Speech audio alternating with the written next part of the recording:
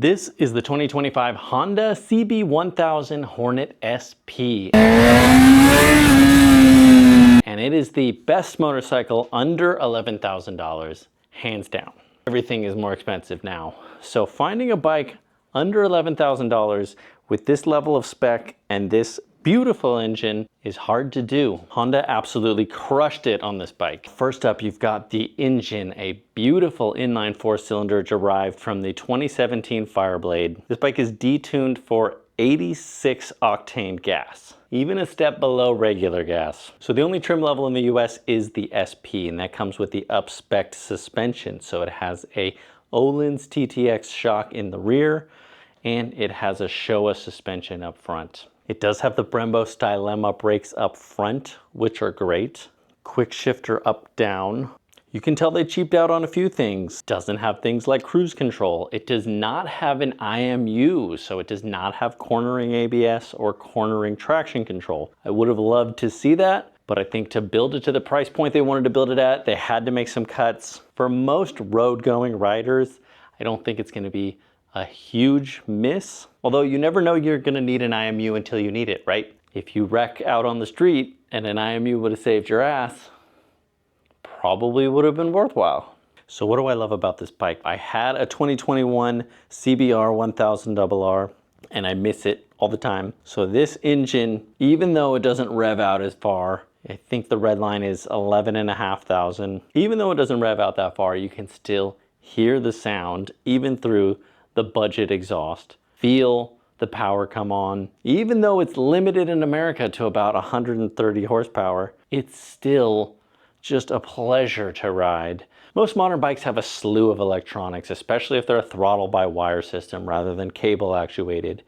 So what that means is you're at the mercy of the electronics. How much throttle are you actually going to get when you're half open, wide open throttle? So electronics play a huge part, and I gotta say that while these aren't perfect, it's still really good and really easy to ride for what it is. The things that irk me, number one is the comfort. You would think with a naked bike, it would be pretty comfortable, you're pretty upright, but this seat is like a 2x4. It is hard as hell. If you're riding at any distance, you're gonna feel it. Two, the leg positioning is kind of odd because it's high enough that you're not really going to be scraping pegs, but it's a little in front of you, so it makes kind of an awkward position for me. I have a 30-inch inseam. I feel like it's a pretty sizable knee bend, but it's not the most comfortable.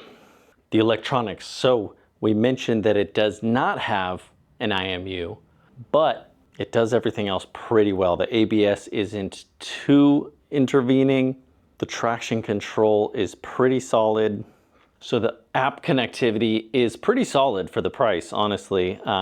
You can, on the fly, ask for turn-by-turn directions to an address, which I've tested, and it pretty much gets it. It's not a full map on the screen, but in a pinch, and if you're lost, it works way better than pulling over to try and look at your phone. Where it falls short is the music connectivity. I believe it'll only let you connect to Apple Music, which is odd.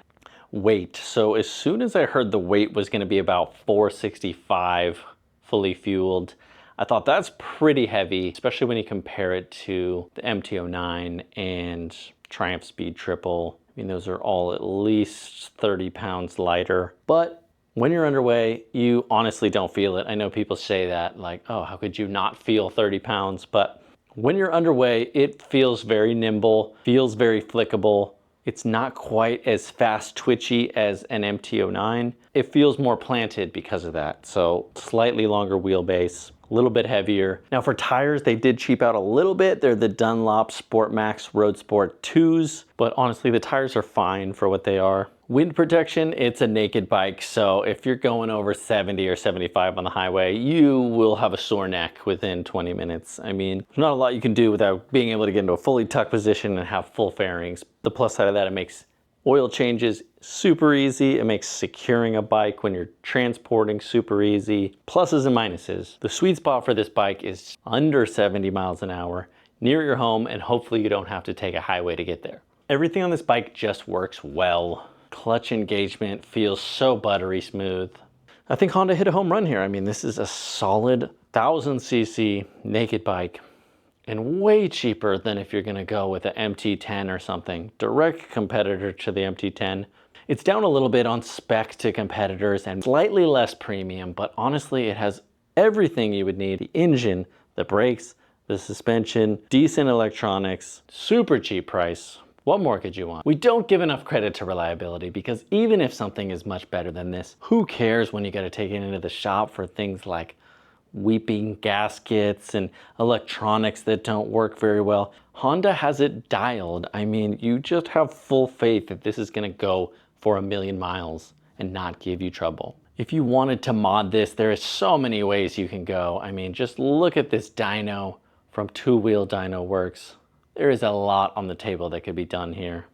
You could easily pump this up. When you think about what upgrades you could do to take this a step further, switching out the tires, switching out the exhaust, getting a tune, you could easily have a much better bike for under 3 grand more. You're gonna have a super reliable engine that's just gonna go forever. I mean, stock cheap exhaust or not, let's hear what it sounds like.